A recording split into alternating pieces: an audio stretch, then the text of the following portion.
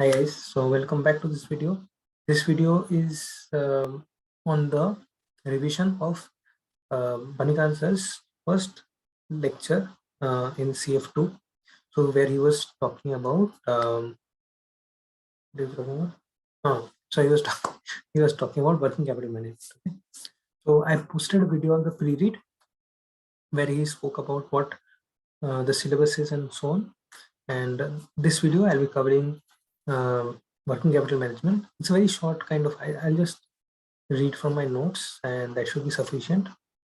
I know some sections might not have covered the classes yet, so I'm giving you some insider info.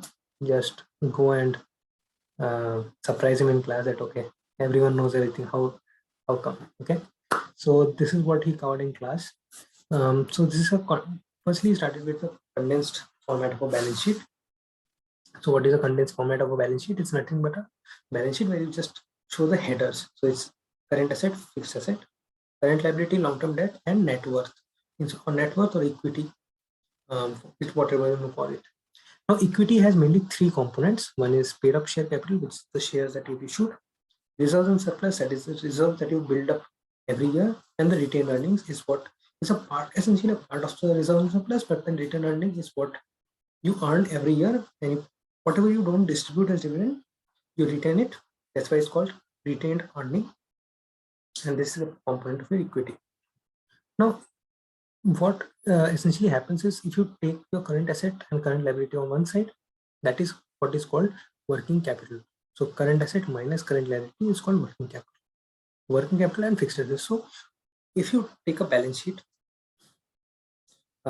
essentially you have two sides. One is the side where you have the source of finance. So the right side here is your source of finance, where you get your money from either debt, long-term debt, or equity.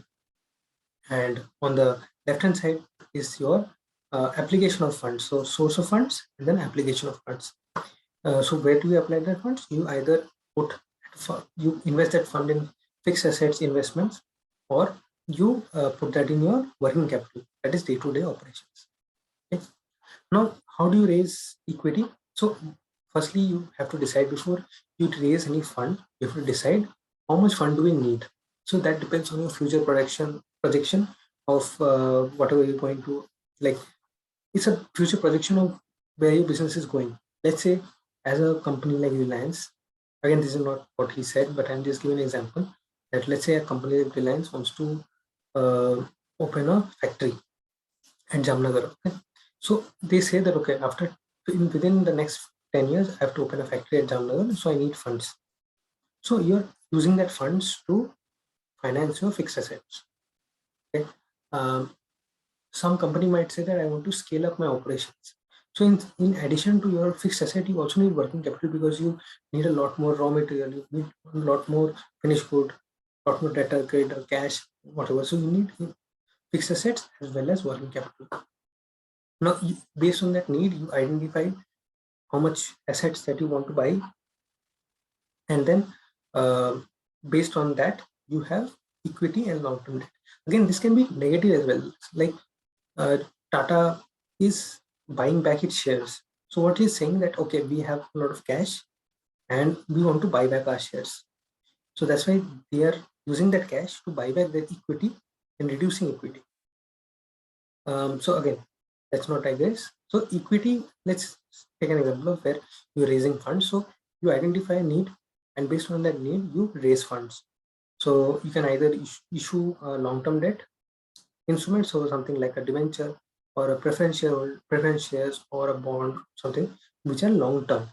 Otherwise, you can also borrow money, which is also long-term debt, where you borrow loan or take loan, or you can issue equity. So equity shares, like there are two ways in which you can finance your equity.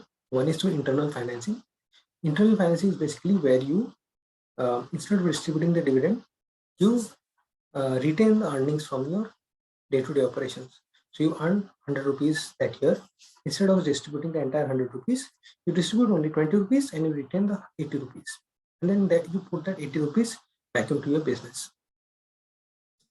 External issue is where you issue shares to the public. It could be a further public issue, it could be a right issue, it could be a bonus issue. Does not actually create a equity, but right issue and further public offering, that creates equity.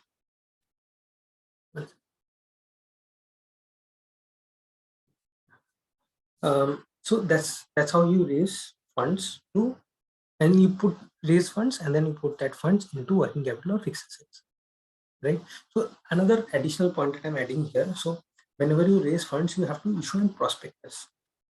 So what is a prospectus? Is a document that you issue to the shareholder that, okay, I'm raising funds, where will I use that funds? Okay. So that is called prospectus. Again, these are additional points.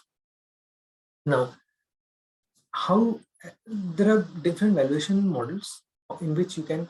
So the chapter that we're studying currently is working capital management. So within the working capital, as I explained yesterday's video, that working capital can be cash, in short-term investments, inventory, bank, accounts payable, and then you reduce your current liability, which is account receivable. So how do you forecast your costs and everything? Like, so you can forecast your working capital changes based on a percentage of sales method. So the percent of sales method is something like this, where let's say based on your historical percentage of costs, you predict what your future is going to be like. So it's like every year. So 2013, you had a sales of 100, labor cost was 30. Next year it was 120, labor cost was 41. Following year it was 140, labor cost was 42.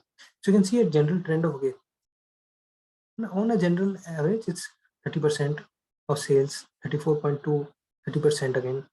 So you find the average of these, it comes to 31.4.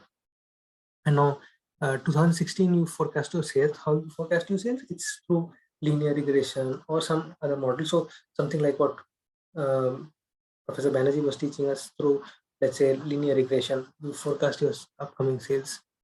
So that's how you forecast your sales using the 150 rupees, okay, based on the trend. You forecast your sales, and you know, in an average 31.4% of sales is this, so 47.1. This would be your forecasted labor cost. Now, there could be some variations in data. So for example, let's say there's a policy of the company that every alternative year they give 4 rupees bonus to the employees. So now you realize, okay, this data here was incorrect. This 41 was not actually 41, but it was 37 plus 4, because this year they gave a bonus. So you break that up, you calculate 30, 37, 42, and then you break it up 37 plus 4, and you find the trend again. So you can see 30, 30.8, 30, and then you see that, okay, it's 30.3 is the average percentage of labor cost, and based on 150 sales, it comes to 45.45. Add the 4 rupees of bonus this year, and you got 49.4, right? Moving further, there could be something. So that is one model. Another model could be incremental change in, like, instead of directly taking a ratio of the labor cost, you can also take an incremental approach where you take the incremental cost by incremental sales. So in this year, there was an increment of 20 rupees of sales and increment of 7 rupees of labor cost. So 7 by 20 is 35% increment. Next year, it was 20 rupees increase in sales, 5 rupees increment in cost. So 5 by 20, 25%. And so if you take the average, you get 30 rupees as an incremental increase. So again, 140 and 150, so 10 rupees increment. So the incremental labor cost will be 3 rupees. 42 plus 3 would be 45. And then 45 plus 4 rupees for the bonus, you will get 49. Got it? So these are the models. Now he also explained this in Excel sheets. So I just wrote down the formula here, so it's easier to explain. So the same figures are copied in Excel. Now in Excel, you can use the intercept function to calculate your intercept point, which is the A value. And so you take intercept A3 to A6, A3 to C3 and A1 to C1. And you find the value of 0.33 and slope as b equal to, like slope equal to, and then again A3 to C3, A1 to C1. This is the slope. So you find the intercept value and the slope value. Now you put that in this equation of linear equation, which is y equal to a plus bx. So 0.33 is the fixed plus bx, where b is this and x is this. So 30% of 150 and is 0.33. So you see that for a sales of 150, it comes to 45.33. Your labor cost comes to 45.33. Now this approach is different from this one. So because you can see it comes to 49. So again you have to add the 4 rupees here. So 49.33 would be your value. Now this fixed component, let's say this, there are 3 kinds of costs that can be incurred. One is a fixed cost, one is a variable cost, and one is a semi-variable cost. What is fixed cost? Fixed cost is the cost that does not change irrespective of whatever sales you incur. You must remember this from cost accounting. Okay, so fixed cost is a cost that does not change irrespective of whatever sales you have. Variable cost is the cost that varies based on your sales. So sales increases, variable cost also increases. And semi-variable costs are those costs where there's a fixed portion and then there's a semi-variable portion. Okay, so fixed component is this, variable component is this, and then there's a fixed cost. So here this equation y equal to a plus bx, here a represents your fixed component, where irrespective of whatever your sale is, even if your sale is 0, a will still be incurred. So that's called the fixed component. B is called the variable component, where irrespective of whatever your variable component is, will be incremental, based on whatever your sale is, the 30% of that will be the cost. So that's your variable component. Now if a is 0, if b is 0 and a is non-zero, then you can consider that cost is fixed cost. If b is non-zero, so and if a is 0 and b is non-zero, so it's only y equal to bx. So you know that it's just a variable cost. And if both are non-zero, then it's a semi-variable cost. Got it? Again, if you're watching this after the class, I think it's easier to understand because he goes into very detail explaining this. Again, this is basically a cost sheet. So you remember marginal costing, revenue minus variable cost equal to contribution, contribution minus fixed cost equal to your profit. So that's something like what we did in marginal costing. It's revenue minus variable cost. It's called contribution. Contribution minus fixed cost is EBITDA. EBITDA minus depreciation amortization. This two gets removed. So it's EBIT, earning before interest and tax. Earning before interest tax minus interest is earning before tax, minus tax is earning after tax or net income. You remove dividend from there, you get retained earnings. So that's what you have. So irrespective of the cost, it might be called a variable cost here, but there could be a fixed component over here as well. Got it? Okay, what else did he cover? So he covered 2 aspects. One is your net income is based on the, if you remove the dividend, you get retained earnings. So whatever is your total income, you remove the dividend, and whatever you don't distribute to the shareholders is your retained earnings.